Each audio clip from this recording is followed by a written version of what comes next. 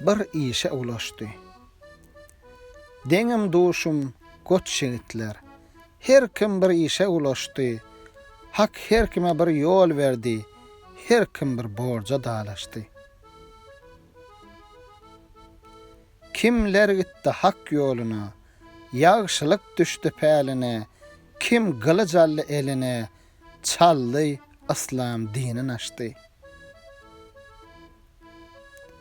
Nerbedewli beyler, hanlar, atlansa dolar meydanlar, söktü dere, döktü ganlar, goçoklar serinden geçti.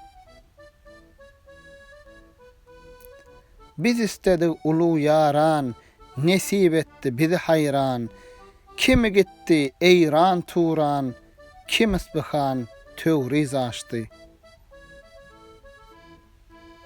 Hak ayan bollu halim, halkda bilen bolmaz mälim, mağtım uli menin yolum, ol dostlardan aýra düşdi.